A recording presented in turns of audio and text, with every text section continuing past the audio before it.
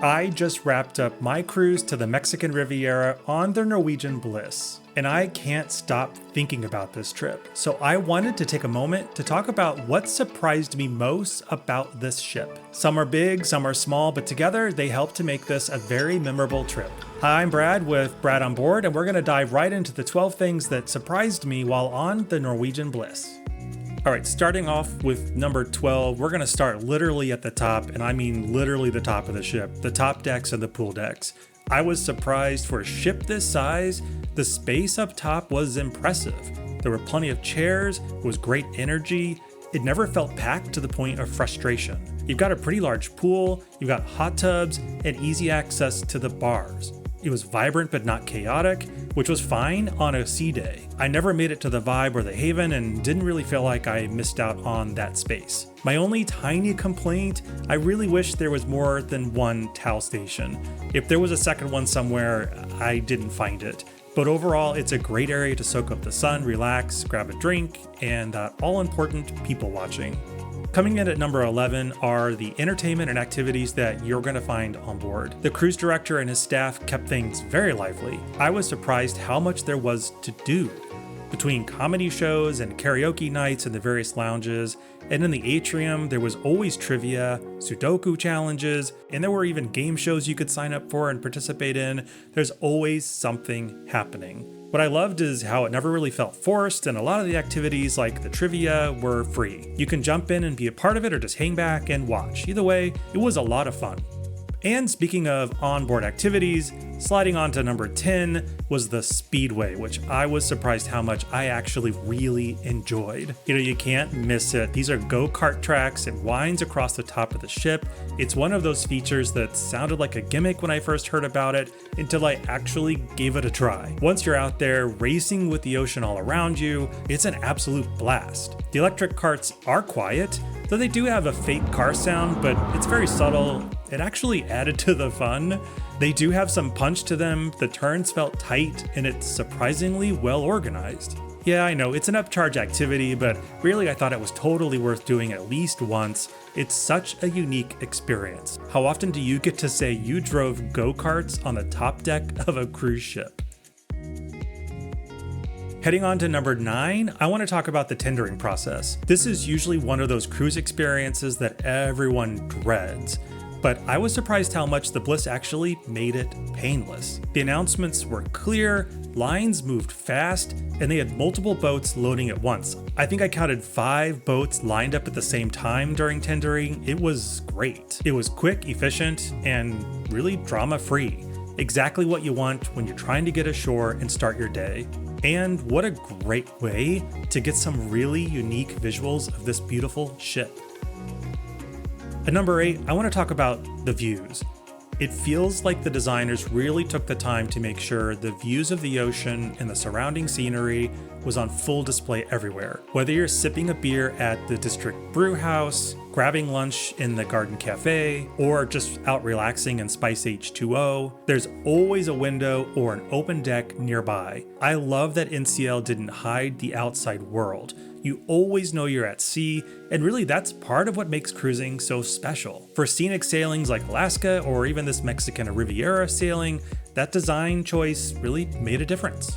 Number 7, heading inside to the cabin itself and the bathroom of the club balcony suite. If you've taken a look at my other cabin tour video, you know this was one of the biggest perks of upgrading to the club balcony suite. It's definitely larger, you get double sinks to help with getting ready in the morning, it's got a larger glass shower space, and gives you a little extra breathing room. I was surprised by how much I loved that shower and didn't want to leave in the morning. It's not a life-changing upgrade, but it does make daily routines a lot more comfortable.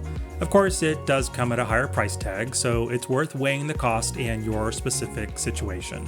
Number 6, heading back outside again, it's the exterior artwork on this ship. I was surprised how much detail there was and how beautiful it was up close. The Bliss features a design by Wyland.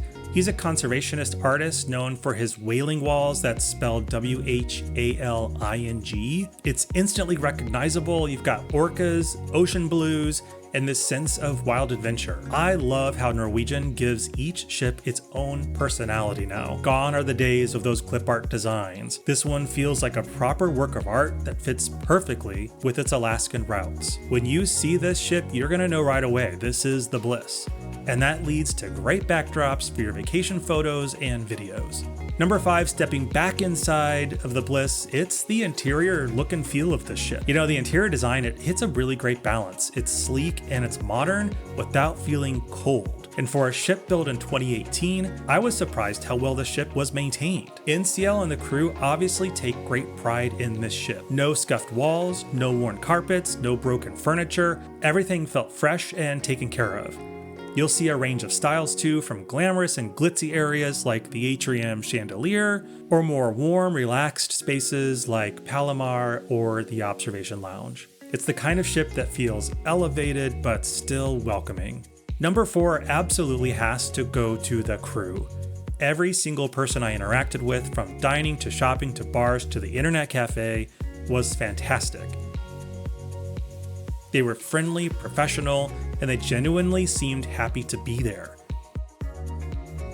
Even when I just asked for the freestyle daily, I was surprised when one of them actually took a moment to recommend their favorite activity for the night.